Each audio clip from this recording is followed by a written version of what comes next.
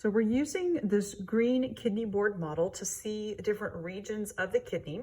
So starting off, we're looking at a cross-sectional view of the entire kidney. So it's like if we've cut it in half, this is what we would be seeing. So first starting, we can see the different regions. Coming out here is the cortex of the kidney. So this material out here is the cortex. And then more on the inside is going to be the renal medulla. Or these are grouped into these pyramid structures. So you could call those the renal pyramids or medullary pyramids. Those are each going to come to a point here. That point is referred to as the papilla or papillae. So at the edge or the point of all those pyramids. Each of those is going to be drained by these set of tubes here called a minor calyx, or minor calyces is the plural version of that. Those are going to drain into these larger portions, the major calyx. So you have 2 to 3 major calyx for each kidneys. Those are then going to empty into the renal pelvis. Kind of from like here to here would be the renal pelvis. And that's going to continue to become the ureter on away from the kidney. In between the renal pyramids, you have a portion of the cortex that extends inward.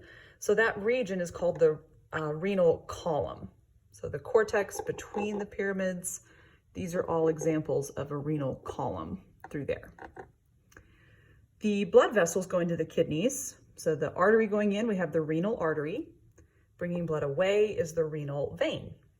Within the kidney, there's going to be more and more branching that happens. The main ones that you need to know is that at the edge, outer region of the renal pyramid is an arcuate artery. See how it's kind of forming this arc going on top of that pyramid there. And then off of the arcuate arteries, you're going to have these straight arteries going through the cortex that are called the cortical radiate arteries. So that's what you see going all the way through the cortex there.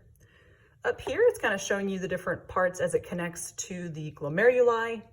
So these little white dots here are representing a renal corpuscle, and those are going to be receiving extensions. The glomeruli are going to be receiving extensions from the afferent arterioles, but we'll see a closer up view of that in the next portion of this model.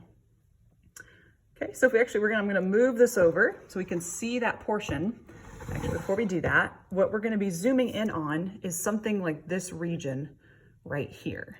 So we're going to zoom in on one renal pyramid. So that's what this board is showing us, this portion of the model. So out here was the renal cortex, and then this portion is the renal medulla through here. So this is that papilla there. We would expect to see a minor calyx draining all of the collecting ducts leading into that region.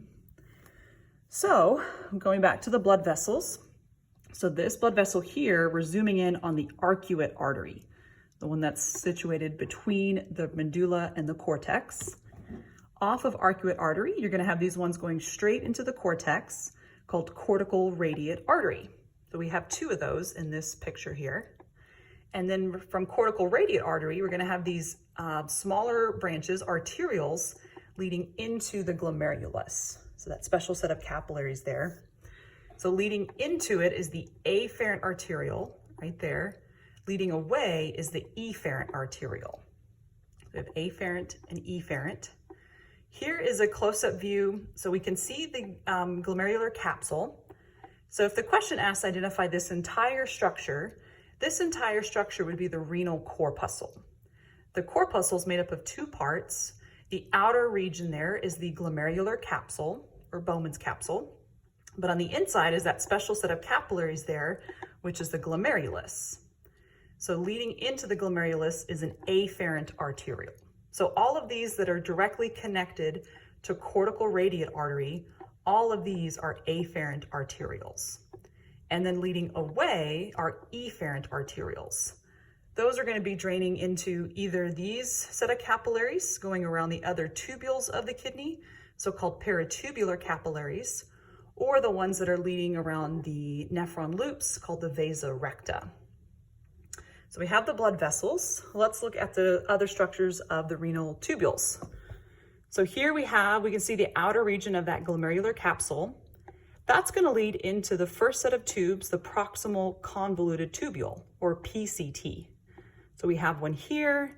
We also have one on this side. So directly coming off that capsule is the PCT. that's going to lead into the Nephron Loop. So coming down here, we have another Nephron Loop here. For lab, I just have you learn the whole Nephron Loop, but connecting it back to lecture, we have the descending limb and the ascending limb on this side. That's going to lead into this tube. This one that's twisting around is the distal convoluted tubule, or the DCT. We have another one on this side. The way you can know if it's the DCT is it's going to drain directly into a collecting duct. So that's what this whole structure is down here. So these are kind of mirror images of each other, but they're still called the same things. DCT is on the end, going into the collecting duct.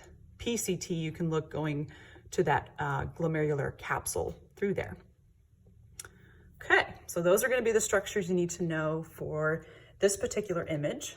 And then the next part of this board is we're going to zoom in on just the renal corpuscle. So if we zoom in on one of these, this is kind of what we would see over here.